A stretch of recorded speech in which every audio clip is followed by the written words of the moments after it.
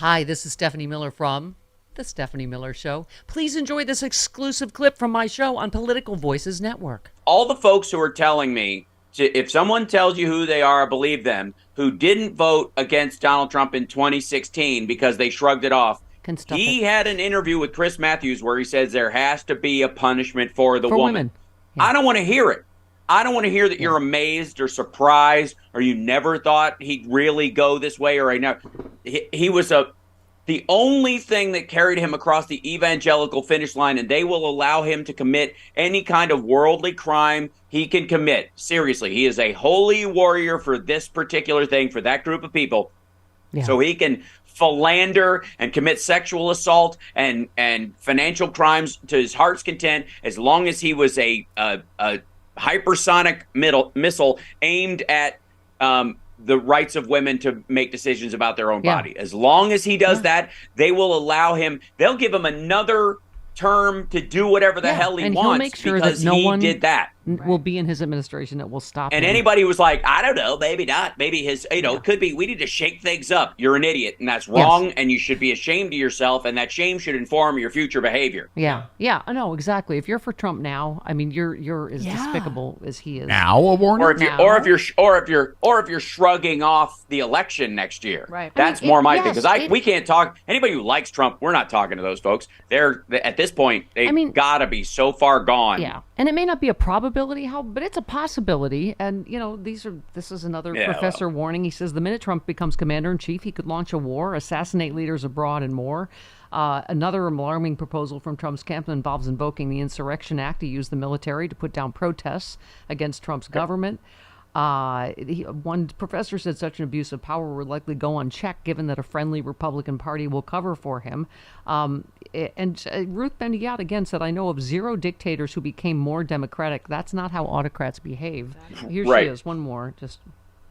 The GOP is now, in my opinion, based on my years of study, it's an autocratic party. This is hard for many in America to accept.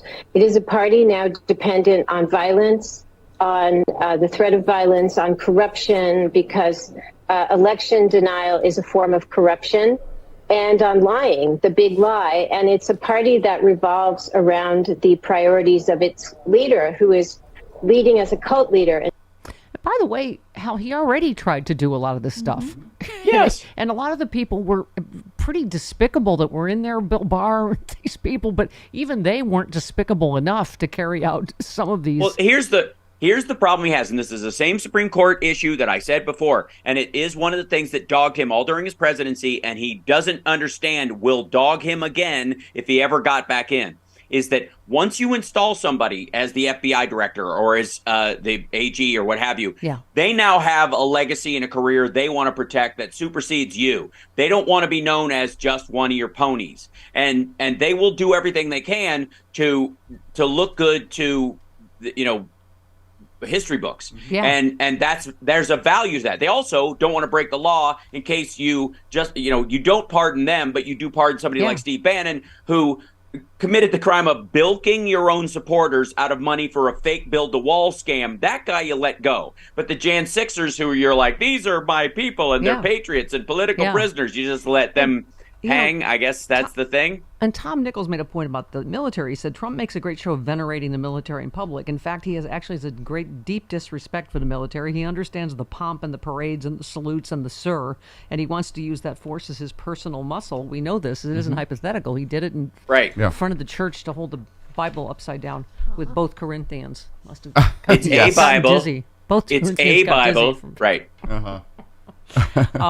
Anyway, he just said he's not bluffing, and there are plans to gut any of the civilian civil service guardrails that are inside the Defense Department and the Justice Department and the rest of the government. So in tandem, these are really dangerous things. I think he's quite serious about not making the same mistakes twice. I mean, just the fact, Hal, that we live in a country where this is even a possibility is sometimes deeply terrifying and depressing, isn't it? No. Oh, all right. What? No. Nope. Social media is very noisy about this kind of stuff, but in reality, the average person doesn't want to have any part of it, and that's the thing. The only issue we have is voter apathy, not recognizing the threat of him. But I think increasingly they are, and like I said, because women are more than half by a smidge, but still more than half of the electorate. They're not ignoring this next couple of rounds. And the GOP knows that they have no shot at being a national party. That's why they're going after these small legislatures or turning states like Texas and stuff into little fiefdoms, because they know nationally they're losing that fight. And we've never had a situation in the world where an entire nation has suddenly, finally woken up to the idea that the systems of old that were bad, we cut off, and the systems of old that were good, we keep. It's always been a mishmash, but the vast majority in the 80-20 rule support a women's right to choose, reasonable restrictions on guns, all this kind of stuff, the 70 to 80%. And Democrats provide for those voters. This is going to be the whole show to the election. I just bring up scary things, and then you just calm and I just pat him down. I'm like his little girl in the middle of the night. Daddy, there's a lie! And then he comes in. And I feel like I'm playing volleyball against Oompa Loompas. No offense to our green-skinned brethren. But what about this? And you're like, okay, honey. Punk. Nope. Okay. So not at all. Not never. Not. I saved super scary tech nerdy things for you because you understand more stuff about that than I do. Do we need to be concerned about deep fakes, for instance? Yes. NBC has demanded that the Trump campaign official remove a deep fake video featuring NBC's Garrett Hawk reporting, quote unquote, from outside the third Republican primary debate. It features him ostensibly talking trash about Trump's rivals, disguised as a real report. I mean, this is technology that we didn't have back in the. We don't have to worry about it from campaigns or legit sources of any sort, like Fox or somebody putting something together. It's the breathless reporting of a viral video online that nobody knows where it came from, has been making the rounds, and then they use that as an excuse to play it.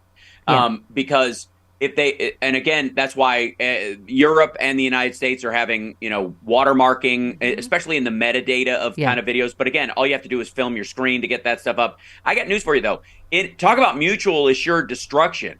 The problem that anybody who would do that has is that it's too easy, that it is literally and all that's going to happen is there'll be a couple of these pop off. People will believe less and less the instant videos that they see that drive them to, get into flame wars on Exeter and all that kind of stuff. And so it'll be a wash. It'll turn into the buzzing of bees, because most people are like, I don't think he really said that. Do you think he really said that? Well, and the minute one of them shows up to be a deep fake, and it won't be that hard because you'll be able to compare it to the original footage. So here's the other here's the other, factor is Russia, who, obviously could not be more invested in Trump getting back in. Russia has tricked several U.S. actors on Cameo into spreading falsehoods about Ukrainian President Zelensky.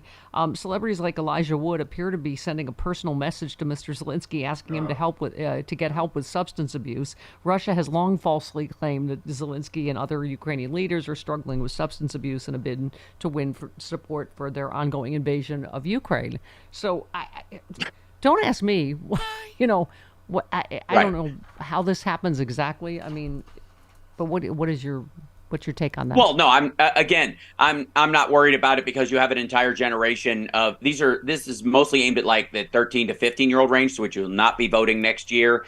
More than likely, the vast majority of people who look into that stuff will not be voting in the cycle until the cycle after that, in which time they will be the generation that grew up aware of deep fakes more than any other generation. And they will be more guarded against it, and they will lose the knee-jerk reflex that social media created artificially in everyone to overreact to half a video, fights that pick up in the middle, viral videos that start at the point of action but show no context beforehand. The generation right before them has dealt with that. The next one will be like, they'll be watching it like your friend who ruins every horror film. It's like, that's ketchup.